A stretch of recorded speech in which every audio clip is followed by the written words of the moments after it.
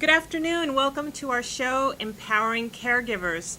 I am your host, Susan Bida, co-founder of eCareDiary.com, and this is my husband and business partner, John. Hi, I'm John Mills, co-founder and CEO of eCareDiary.com. eCareDiary.com is a centralized website for families caring for an aging loved one. We provide free tools, resources, information, and an intimate community of caregivers to help caregivers like yourself through a very challenging experience. One of our goals is to actually help empower families, yourself, to become better health managers and even advocates for the person you're taking care of.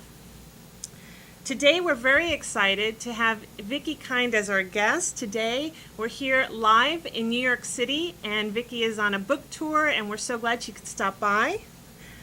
Viki is a clinical bioethicist. She is a medical educator and a hospice volunteer.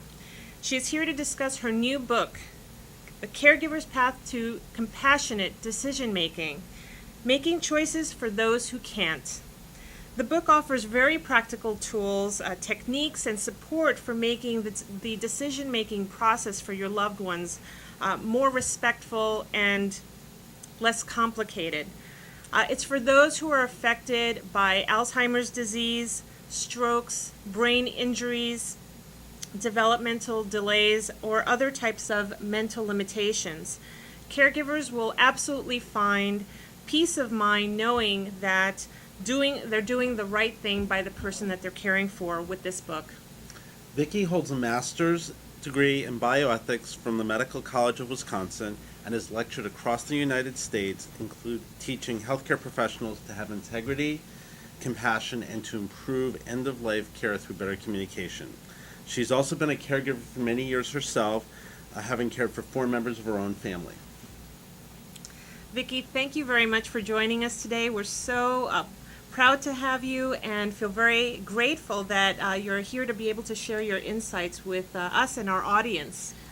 It's such a pleasure to be here. Thank you for this opportunity because I love to help people. Thank you. Wonderful. Viki, before we get started on your book, can you explain to us what exactly is a bioethicist? Well, a bioethicist is a person who usually works in the hospital and they help figure out what's the right thing to do when a conflict arises. So maybe your loved one's in the intensive care unit and the doctor doesn't want to respect the patient's wishes. And the family gets frustrated saying, no, they don't want this or they do want this. Or perhaps the family's in a conflict because now their loved one can no longer speak for themselves and they're fighting with the doctors or the nurses. Anytime there's a messy situation, I get called in to clean it up. Now, the other neat thing is not just me, but in every hospital across the nation, there are people like me, and they work on a bioethics committee. Some hospitals call it an ethics committee.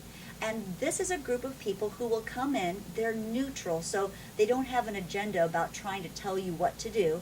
They'll help you figure it out. They'll have a team meeting with you, the healthcare professionals, the patient if they're able to participate, and they'll really help you get to a good solution and really take the anger and the angst down. So good to know that there are bioethicists and that there are committees to address these issues. I don't think my family and I really knew that this function existed, so thank you for making all of us aware of this. Yes, the way you reach one is you just pick up the phone in the hospital and dial O for operator and say, I'd like to speak to the bioethics committee or ethics committee, or ask your nurse because they'll know how to get a hold of someone. Then within a couple hours, usually someone will call you back and they'll set up a meeting to talk about things and to be of help.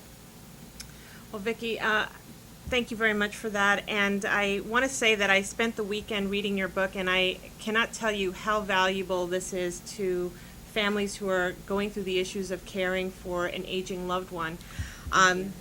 I wish we had this years ago when we were caring for my grandmother who suffered a stroke. The fortunate thing is that we have it now to deal with the issues of my grandfather, who's 91 with dementia, Wow.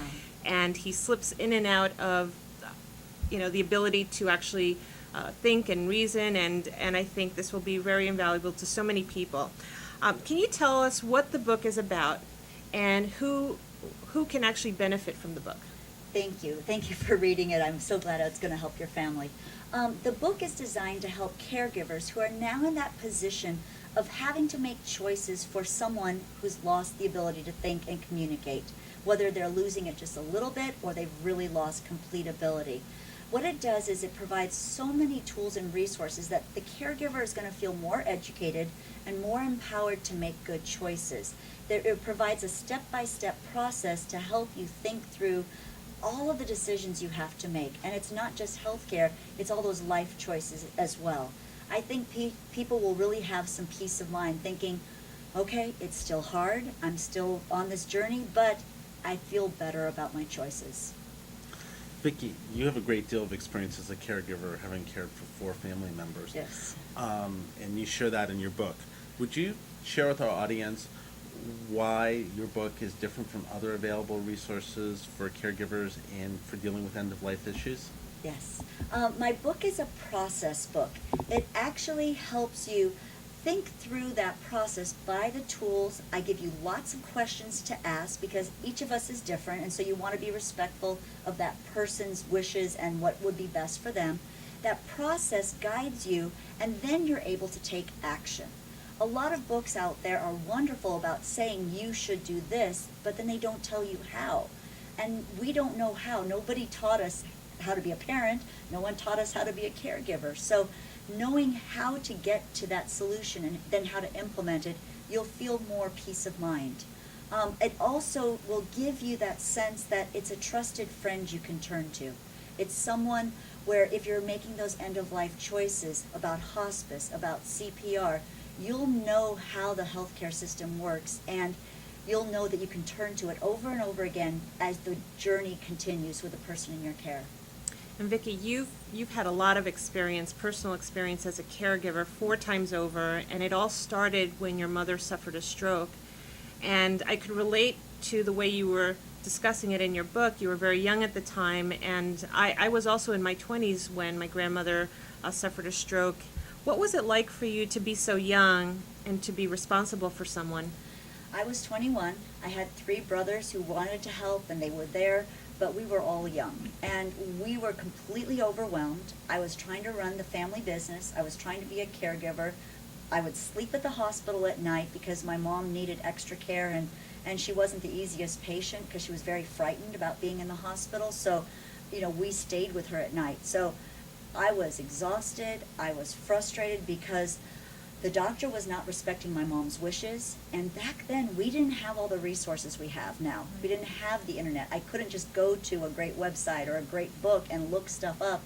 I knew I wasn't doing right by my mom, and I think that's the thing that really kept very present in my life and brought me to bioethics, because it is about respecting while we're taking care of somebody.